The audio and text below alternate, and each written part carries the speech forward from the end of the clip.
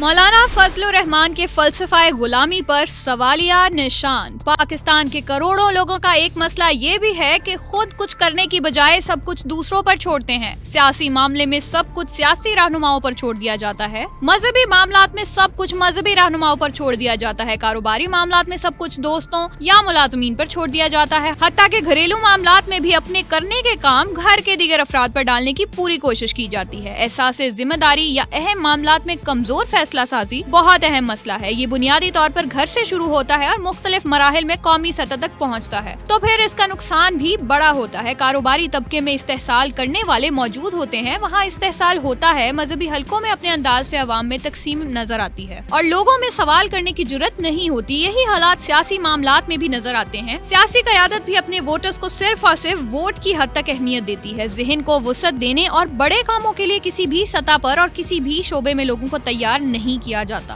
हर शोबे में हर सतह पर इख्तियारात की तकसीम के फॉर्मूले को नजरअंदाज किया जाता है और मखसूस शख्सियत को ताकत का मरकज बनाकर लोगों को उसके इर्द गिर्द घुमाने की कोशिशें की जाती हैं। बदकिस्मती से पाकिस्तान के लोग ये काम दहाइयों से कर रहे हैं और ये सिलसिला आज भी जारी है। मुझे तो लगता है कि पाकिस्तान की आवाम हर दूसरे शोबे में अपने बड़ों के ज़हनी गुलाम है और बदकिस्मती ये है कि वो इस ज़हनी गुलामी में खुश भी हैं। ये सब कुछ लिखने का मकसद मौलाना फजलुर रहमान का वो बयान है जिसमें उन्होंने गुलामी की बजाय जेलें भरने के अज़्म का इजहार किया है। मतलब ये हैरान कुन बात है कि आप अपने वोटर्स को ज़हनी गुलाम बनाए रखें और उनकी आज़ादी के लिए कोई काम ना करें, लेकिन खुद हुकूमत में ना हो तो ये समझें कि उन्हें गुलाम बनाया जा चुका है। हालांकि गुलाम तो मौलाना फजलुर रहमान और दीगर सियासी क़यादत ने मुल्क के करोड़ों लोगों को बना रखा है। जमीयत उलमा इस्लाम के सरबराह मौलाना फजलुर रहमान कहते हैं कि हमारी तहरीक का काफिला आगे बढ़ेगा, मामला जेलों तक गया तो जेल भरेंगे, लेकिन गुलाम बनकर जिंदा रहने के लिए तैयार नहीं है। धांधली की असम्बली किसी भी जगह कबूल नहीं, अब फैसले अवान में नहीं मैदान में होंगे। ये अवामी तहरीक सिर्फ जलसों तक महदूद नहीं रहेगी, बाद दलाइल के साथ होगी, धौंस धमकी नहीं चलेगी। सिंध, बलोचिस्तान, पंजाब और खैबर पख्तूनख्वा में जाली असम्बलियाँ कबूल नहीं, ये असम्बलियाँ हमारी नुमाइंदा नहीं। नवाज शरीफ की हुकूमत में फाटा इंजमाम का फैसला हुआ,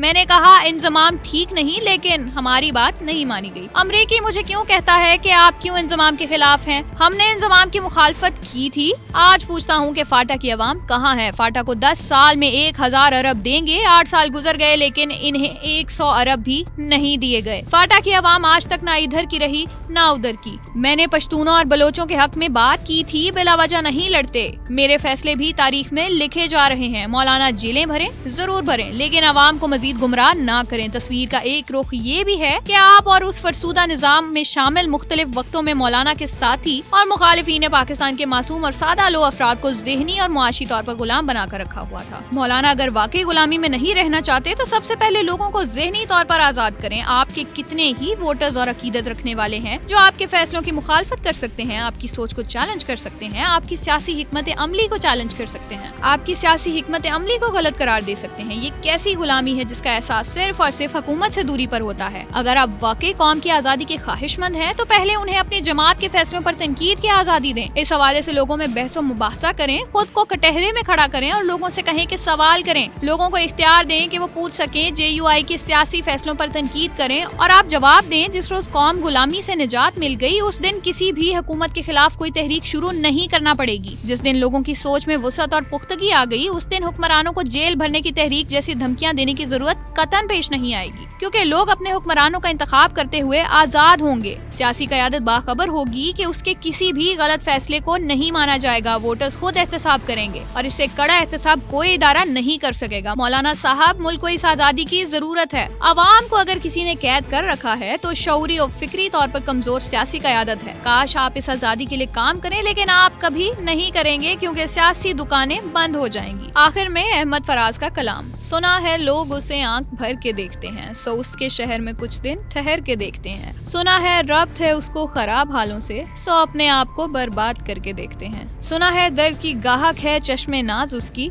सो हम भी उसकी गली से गुजर के देखते हैं। सुना है उसको भी है शेर व शायरी से शगफ, सो हम भी मोजज़े अपने हुनर के देखते हैं। सुना है बोले तो बातों से फूल झड़ते हैं, ये बात है तो चलो बात करके देखते हैं। सुना है रात उसे चांद तकता रहता है, सितारे बामे फलक से उतर के देखते हैं। सुना है दिन को उसे तितलियां सताती हैं, सुना है रात को जुगनू ठहर के देखते हैं। सुना है हश्र हैं उसकी गजाल सी आंखें, सुना है उसको हिरन दश्त भर के देखते हैं, सुना है रात से बढ़कर हैं काकुलें उसकी, सुना है शाम को साए गुजर के देखते हैं, सुना है उसकी सै चश्मगी कयामत है, सो उसको सुरमा फरोश आँख भर के देखते हैं, सुना है उसके लबों से गुलाब जलते हैं, सो हम बहार पे इल्जाम धर के देखते हैं, सुना है आईना तिमसाल है जबीं उसकी, जो सादा दिल हैं उसे बन संवर के देखते हैं, सुना है जब से हमाइल हैं उसकी गर्दन में मजाज और ही लालो गहर के देखते हैं, सुना है चश्मे तसव्वुर से दश्ते अमका में पलंग जाविये उसके कमरे के देखते हैं, सुना है उसके बदन की तराश ऐसी है कि फूल अपनी कबाएं कुतर के देखते हैं, वो सरुकद है मगर बेगुल मुराद नहीं कि उस शजर पे शगुफे समर के देखते हैं, बस एक निगाह से लुटता है काफला दिल का, सो रहरवां तमन्ना भी डर के देखते हैं, सुना है उसके शबिस्तान से मुतस्सिल है बहिश्त, मकी उधर के भी जलवे उधर के देखते हैं, रुके तो गर्दिशें उसका तवाफ करती हैं, चले तो उसको जमाने ठहर के देखते हैं, किसे नसीब के बेपीरहन उसे देखे,